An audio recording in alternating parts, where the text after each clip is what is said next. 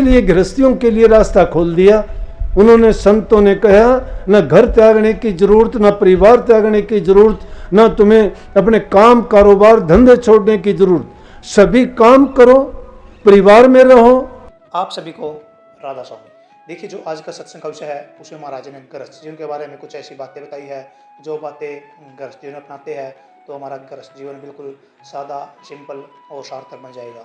और साथ ही महाराज ने बताया कि अगर हम गुरु के चरणों में जाते हैं, प्रभु की भक्ति करते हैं, तो उसके लिए कुछ ऐसे नियम है, जो नियम हम पक्के अपनाते हैं तो हमारा जीवन से बहुत ज़्यादा सुखमय बन जाएगा। तो चलिए, वो कौन कौन सी बातें हैं ये आप और हम सब सत्संग में जानते हैं। तो चलिए, आपका कीमती समय लेते हुए सत्संग को शुरू करते हैं। कृपया सत्संग को पूरा सुनकर पुण्यभागी अवश्य बनिए। राधा। तो इसलिए गुरु जो मिलता है वो ये भेद समझाता है कि हमें करना क्या चाहिए। इसीलिए गृहस्थियों के लिए रास्ता खोल दिया। उन्होंने, संतों ने कहा, न घर त्यागने की जरूरत, न परिवार त्यागने की जरूरत, न तुम्हें अपने काम कारोबार धंधे छोड़ने की जरूरत। सभी काम करो, परिवार में रहो।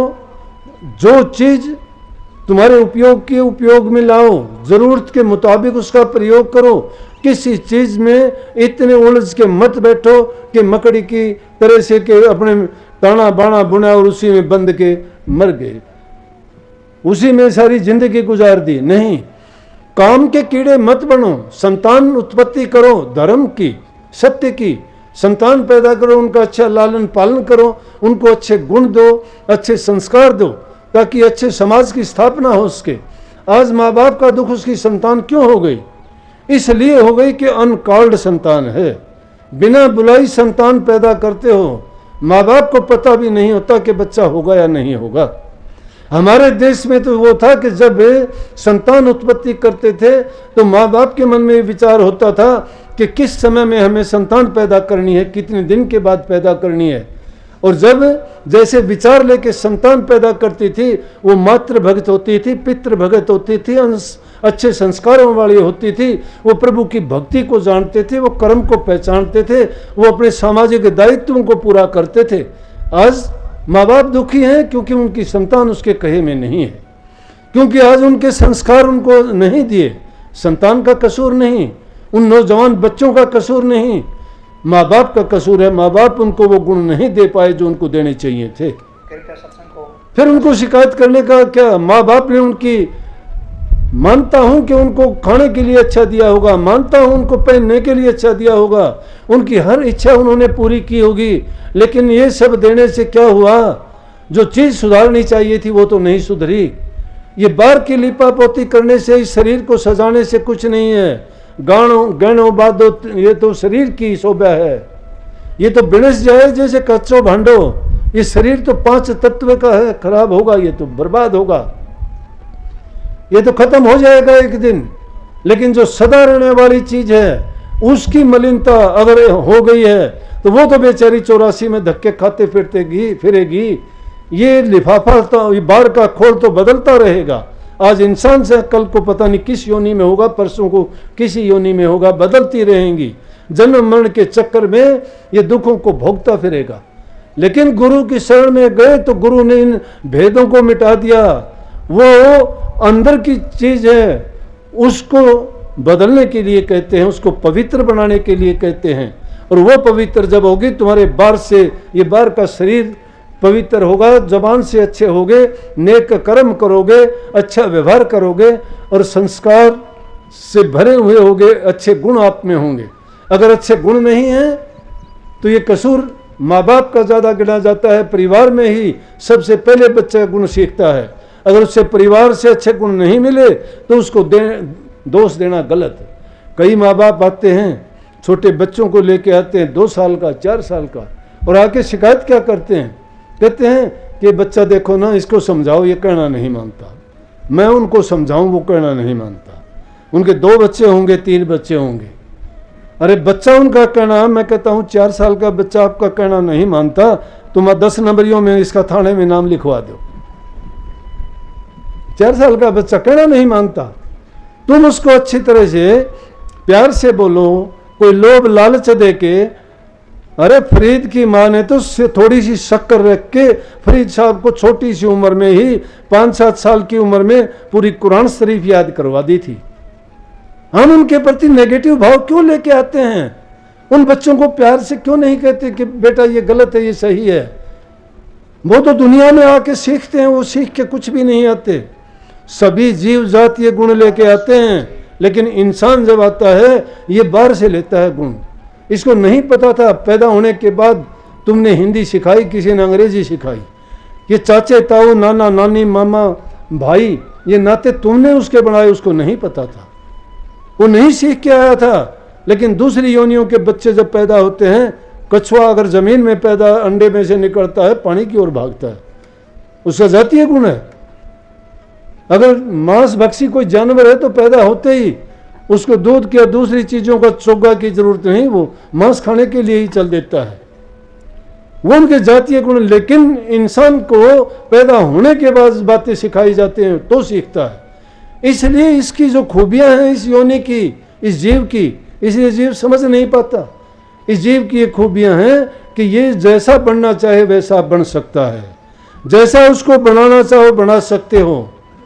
लेकिन जब हम उनकी परवाह ही नहीं करते, चोर अपने बच्चे को चोर बना देता है, ठग ठग बना देता है, जो जिस हालात में रहता है देख के सीखता है, सुनने से सीखता है, सिखाने से सीखता है। तो बच्चे को जरूरत है अच्छे संस्कारों की, अच्छे संस्कार परिवार में मिलते हैं, माँ बाप को उनको अच्छी शिक्षा देनी चाहिए।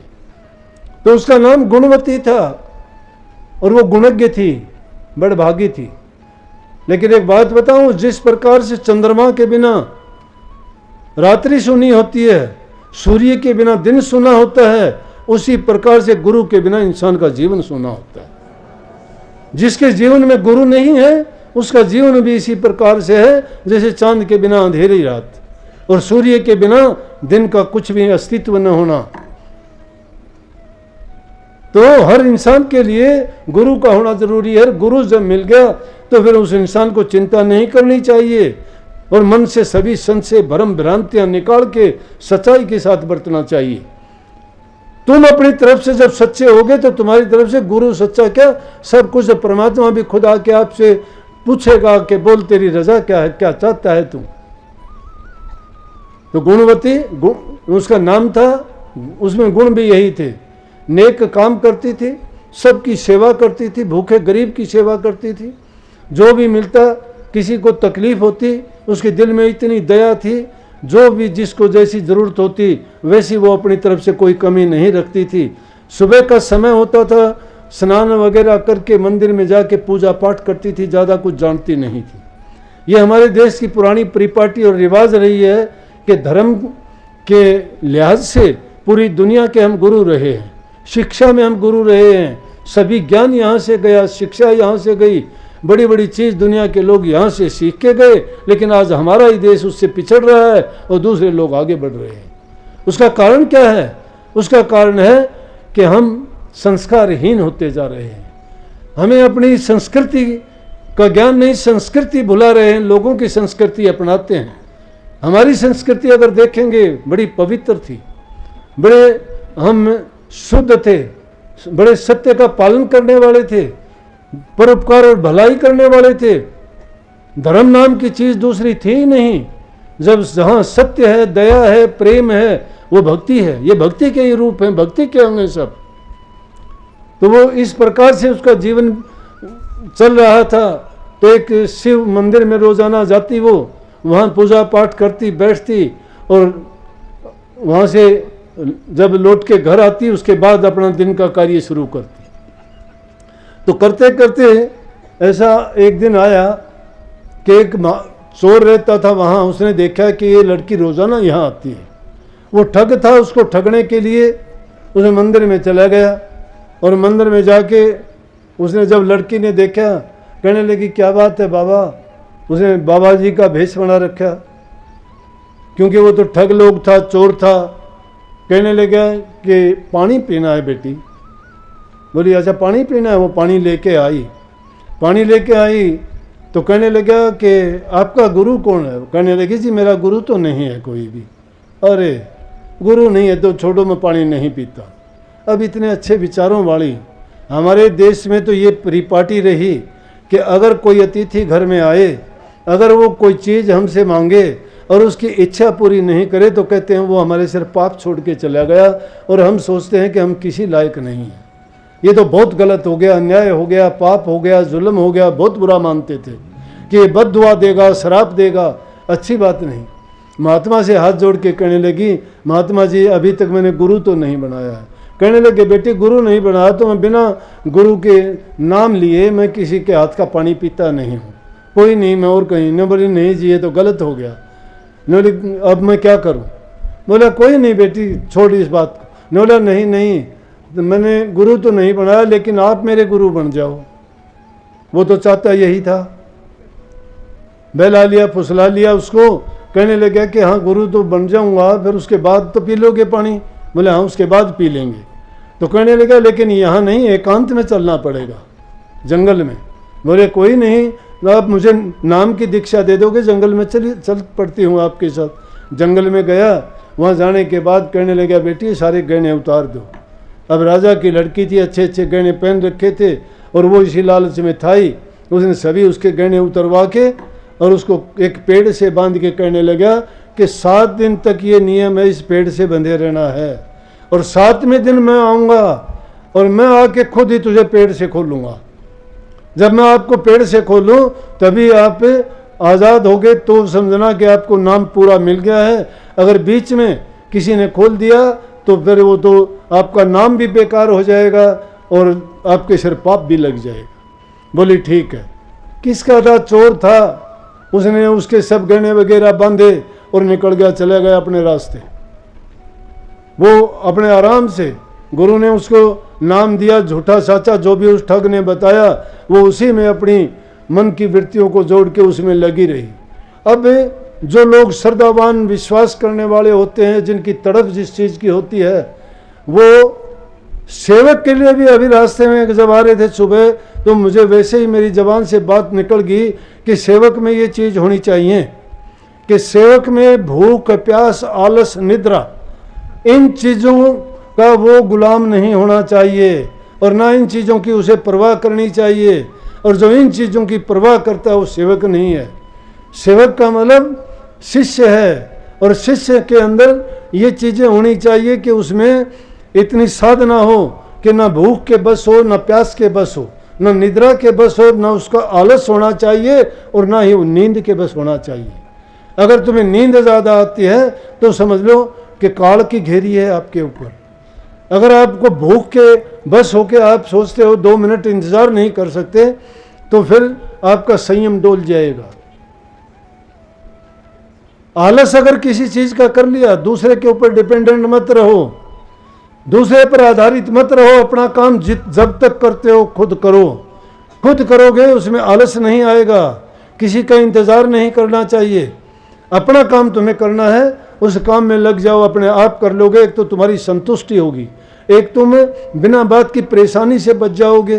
तुम जैसा काम तुम्हारा करवाना चाहते हो दूसरे से करवाओगे, वैसा नहीं कर पाएगा।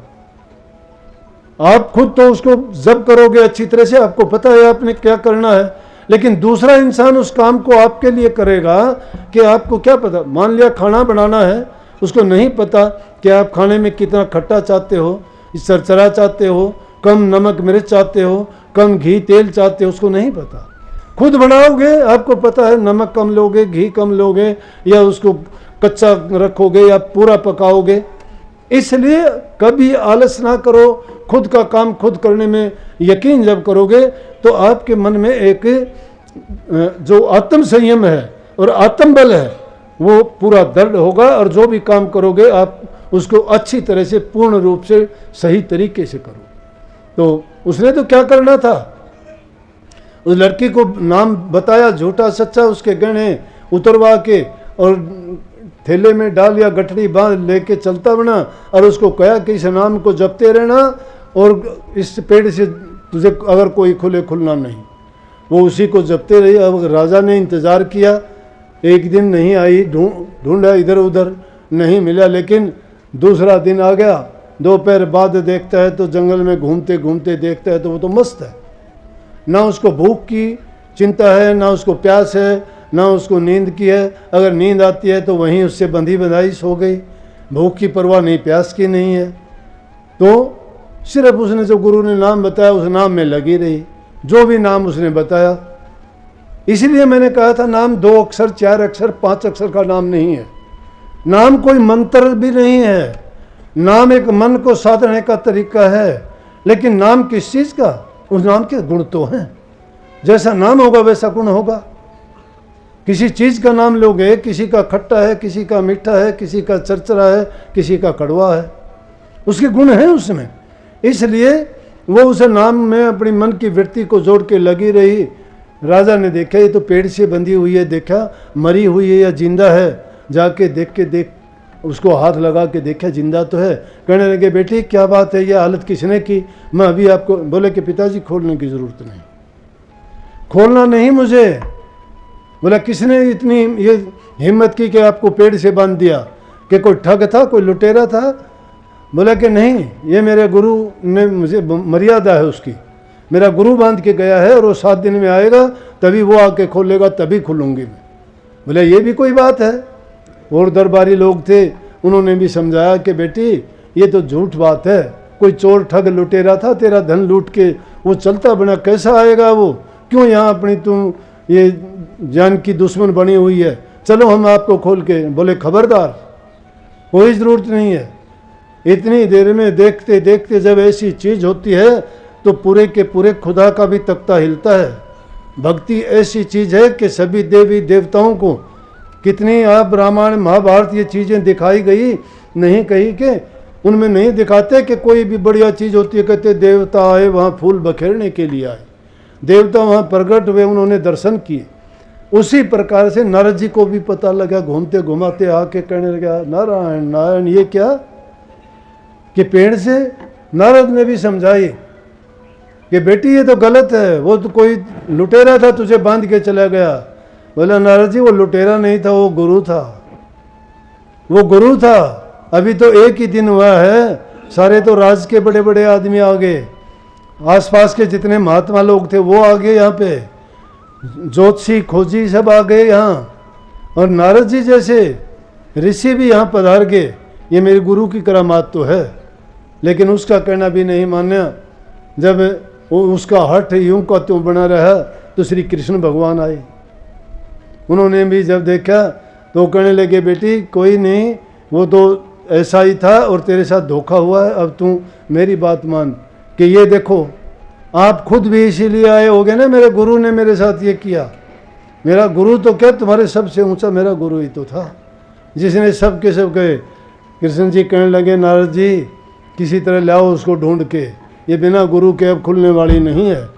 गुरु ने इसको रस्सों से नहीं बांधा, बल्कि गुरु ने इसको मन को भी बांध दिया है, और इस मन के धरातल में जो इसकी मान्यता है वो बड़ी दृढ़ और सत्य है। चाहे अगर पूरी दुनिया भी एक तरफ होगी तो भी ये बदलने वाली नहीं है। इसकी भक्ति बड़ी पक्की है और ये दिल से पवित्र है और इसके विचार बड़े पक्के हैं। तो इसलिए उसको ढूंढ के लेके आओ। नारद जी गए, उसको देखा कहाँ है, उसको पकड़ के लेके आए। कहने लगे अरे मूर्ख, लूटना था वो तो लूट लिया, तूने लेना था उसको चल के खोल तो दे। जब जाके उसने उसको देखा और खोला, जब खोलने के बाद में तब ये कबीर साहब ने उस टाइम की बात कही कि जब दोनों को सामने खड़े देखा, इस तरफ कृष्ण जी खड़े हैं और इस तरफ उसका गुरु खड़ा है। जब कहते गुरु गोविंद दोनों खड़े काके लागू पाए, बलिहारी गुरु आपने जिन गोविंद दिया बताए, कि दोनों ही तो मेरे साथ खड़े हैं, लेकिन फिर भी पूज्य तो मेरा गुरु है। सम्मान तो पहले गुरु को ही दूंगी, क्योंकि मेरे गुरु के कारण नारद जी यहाँ आए, कृष्ण भगवान यहाँ आए, तो मैं पहले गुरु को वंदना करती हूँ, उसके बाद श्री कृष्ण भगवान को करूँगी। गुरु तो गुरु होता है, गुरु का मतलब होता है अंधकार को मिटा देना, अज्ञान को मिटा देना। गुरु नाम ज्ञान का है, गुरु नाम समझ का, गुरु नाम विवेक का है। गुरु नाम ये नहीं है कि दूसरे लोगों की आलोचना करे, गुरु नाम उसका नहीं है झूठ कपट बेईमानियाँ करे, गुरु नाम उसका नहीं है शिष्यों को भरमा दे, गुरु नाम उसका नहीं है पोथी पुस्तकों को उठा के उनमें से अनाप शनाप जो मन में आए कहता रहे। ज्ञान जिसके पास नहीं है तो कम से कम इन ऊट पटांग काम करने से बच जाए। सच्चा गुरु होगा वो सत्य का ज्ञान देगा, शिष्यों को भ्रमों से निकाल देगा। और जिनके भ्रम निकल गए, सत्य ही बच गया, तो उसको खोज करने की जरूरत नहीं रहती। हृदय जिसका पवित्र है, पवित्र हृदय में ही भक्ति उपजती है। भक्ति का बीज अगर डाल दिया गया तो उसके बाद में उसके दोष मुक्त हो जाना चाहिए, बुराइयों को छोड़ देना चाहिए। सत्संग को पूरा सुनने के लिए बहुत बहुत धन्यवाद। हम आशा करते हैं आपने सत्संग को बड़ा ही ध्यान से सुना हुआ। कृपया सत्संग जो प्रवचन महाराज जी ने बताए हैं उन प्रवचनों को अपने जीवन में अवश्य उतारिए और हमेशा नाम का स्मरण करते रहिए और हमेशा नेक कार्य करते रहिए। और साथ ही अगर आपको सत्संग बहुत अच्छा लगा तो कमेंट बॉक्स में राधा स्वामी लिखकर पुण्य भागी अवश्य बनिए। मिलते हैं जल्दी एक नए सत्संग के साथ, तब तक के लिए राधा स्वामी।